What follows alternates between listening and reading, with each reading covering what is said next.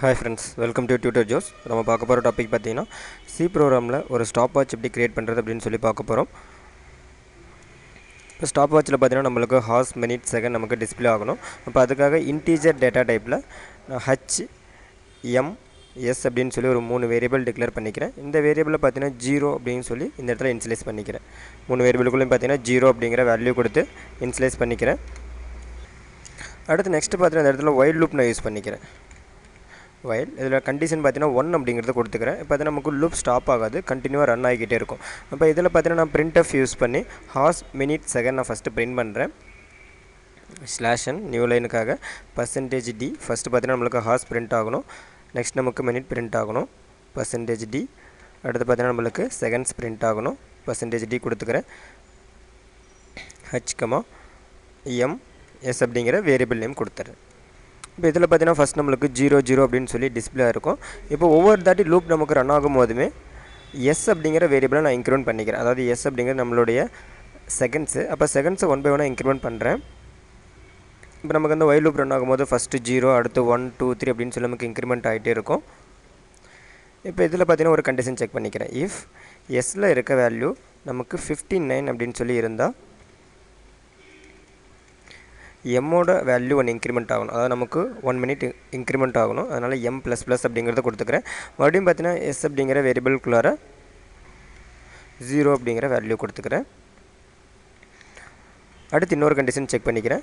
If S அப்படிங்கிற variable இருக்க value 59, அதே மாதிரி பார்த்தீங்கன்னா நம்மளுக்கு எம் அப்படிங்கிற வேரியபிளுக்குள்ளேயும் 59 இருந்தால் ஹார்ஸ் 1 நமக்கு இன்க்ரிமெண்ட் ஆகணும். அதனால் h++ அப்படிங்கிறத கொடுத்துக்கிறேன். மினிட்ஸ் பார்த்தீங்கன்னா நம்மளுக்கு 0 ஆகணும். அதனால் m0 அப்படிங்கிறத கொடுத்துக்கிறேன். அதே மாதிரி செகண்ட்ஸும் பார்த்தீங்கன்னா s = 0 அப்படிங்கிறத கொடுத்துக்கிறேன்.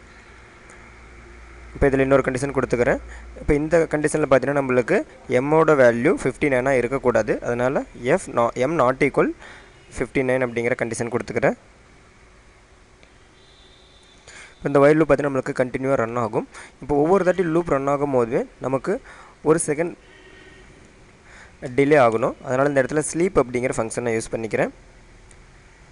s++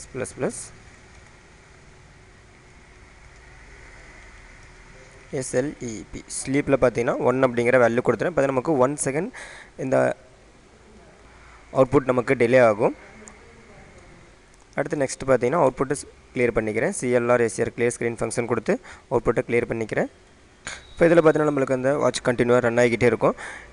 இப்போ இதில் பார்த்தீங்கன்னா நம்மளுக்கு ஸ்டார்ட் பண்ணுறதுக்கு, அதே மாதிரி பார்த்தீங்கன்னா பாஸ் பண்ணுறதுக்கு, என் பண்ணுறதுக்கு நம்ம கோடிங் கொடுக்கணும். இப்போ ஃபஸ்ட் என்ன பண்ணுறேன், இஃப் கண்டிஷன் யூஸ் பண்ணி கீபோர்டில் கீ ப்ரெஸ் இருக்கான்னு செக் பண்ணிக்கிறேன்.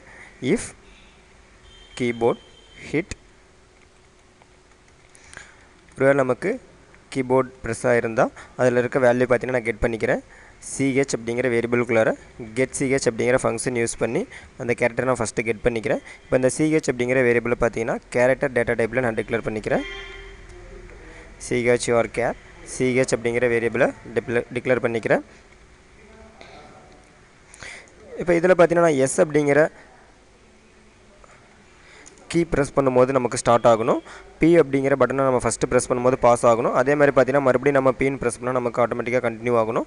அடுத்து இ அப்படிங்கிற பட்டன் ப்ரெஸ் பண்ணால் நமக்கு எக்ஸிட் ஆகணும். அப்போ அதுக்காக இந்த இடத்துல இஃப் கண்டிஷன் யூஸ் பண்ணிக்கிறேன். இஃப் ch = எஸ் அப்படின்னு இருந்தால்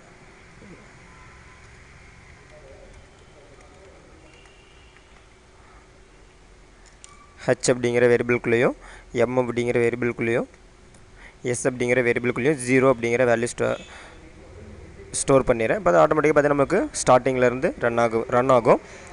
அடுத்து பார்த்தீங்கன்னா இஃப் ch அப்படிங்கிற வேரியபிள்குள்ளார நமக்கு p அப்படிங்கிற கேரக்டர் இருந்தால் நமக்கு அவுட்புட் பாஸ் ஆகணும். இப்போ இந்த இடத்துல பார்த்தீங்கன்னா ஒரு வைல் லூப் யூஸ் பண்ணிக்கிறேன். WHIL வைல் லூப் இந்த இடத்துல கொடுத்துக்கிறேன். 1 அப்படிங்கிற வேல்யூ கண்டிஷனை கொடுத்துக்கிறேன். இப்போ இதில் பார்த்தீங்கன்னா நான் ஸ்லீப் அப்படிங்கிற ஃபங்க்ஷன் கொடுத்துக்கிறேன். ஸ்லீப் நமக்கு அவுட்புட் பார்த்தீங்கன்னா 1 செகண்ட் டிலே ஆகும். இது வைல் லூப்புக்குள்ளே கொடுத்துருக்கிறதுனால மறுபடியும் இந்த லூப்பை விட்டு வெளியே வரலுமே நமக்கு பார்த்தீங்கன்னா அவுட்புட் 1 செகண்ட் மறுபடியும் நமக்கு டிலே ஆகிக்கிட்டே இருக்கும். இப்போ இதுக்குள்ளே பார்த்தீங்கன்னா மறுபடியும் நான் கீபோர்ட் ஹிட் ஆயிருக்கான்னு செக் பண்ணியிருக்கேன். If KB HIT keyboard hit ஆயிருந்தால் அந்த வேல்யூ பார்த்தீங்கன்னா சிஹெச் அப்படிங்கிற வேரியபிள்குள்ளே ஸ்டோர் பண்ணிக்கிறேன். CH equal get CH.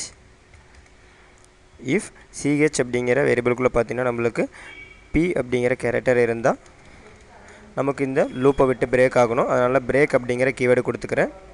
Break. அடுத்து ஃபைனலாக பார்த்தீங்கன்னா இஃப் சிஹெச் அப்படிங்கிற வேரியபிள்குள்ளார நம்மளுக்கு இ அப்படிங்கிற கேரக்டர் இருந்தால் நமக்கு இந்த ப்ரோக்ராமை விட்டு எக்ஸிட் ஆகணும். அதனால் எக்ஸிட் அப்படிங்கிற ஃபங்க்ஷன் கொடுத்துக்கிறேன். இதுக்குள்ளே ஆர்குமெண்ட்டாக பார்த்தீங்கன்னா 0 அப்படிங்கிற வேல்யூ கொடுத்துக்கிறேன். ஜஸ்ட்டு சேவ் பண்ணிட்டு கம்பைல் பண்ணுறேன். நெக்ஸ்ட்டு ரன் பண்ணுறேன். ஃபஸ்ட்டு பார்த்தீங்கன்னா நம்மளுக்கு 1 2 3 அப்படின்னு சொல்லி 1 by 1 நமக்கு ரன் ஆகிட்டு இருக்கும். இதில் எஸ் அப்படின்னு சொல்லி கொடுத்தா போதும். மறுபடியும் பார்த்தா நமக்கு ஸ்டார்டிங்லேருந்து ரன் ஆகும். அதே மாதிரி பி அப்படிங்கிற பட்டன் ப்ரெஸ் பண்ணால் நமக்கு அப்படியே பாஸ் ஆகிடும். சரி, இதில் ஒரு சின்ன ப்ராப்ளம்.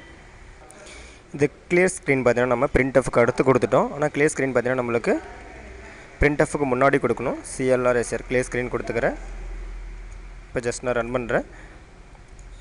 இப்போ பி அப்படிங்கிற பட்டன் ப்ரெஸ் பண்ணால் உங்களுக்கு பார்த்தீங்கன்னா அவுட்புட் அப்படியே பாஸ் ஆகிடும். அதே மாதிரி நீங்கள் மறுபடியும் அந்த பி அப்படிங்கிற பட்டன் ப்ரெஸ் ஆகும்போது பார்த்தீங்கன்னா உங்களுக்கு மறுபடியும் கண்டினியூ ஆகும். இதே இ அப்படின்னு சொல்லி கொடுத்தீங்கன்னா உங்களுக்கு ஆட்டோமேட்டிக்காக எக்ஸிட் ஆகிடும். இப்போ இந்த கிளாஸில் பார்த்தீங்கன்னா சி ப்ரோக்ராமில் எப்படி ஒரு ஸ்டாப் வாட்ச் க்ரியேட் பண்ணுறது அப்படின்னு சொல்லி பார்த்தோம். நெக்ஸ்ட் கிளாஸில் இன்னும் அட்வான்ஸ் ப்ரோக்ராம் பார்ப்போம். அடுத்து ஃப்ரெண்ட்ஸ், யூடியூப்ல எங்களோட வீடியோஸ் பார்க்கும்போது மறக்காம யூடியூப் சேனலை சப்ஸ்கிரைப் பண்ணிக்கோங்க. Thank you friends.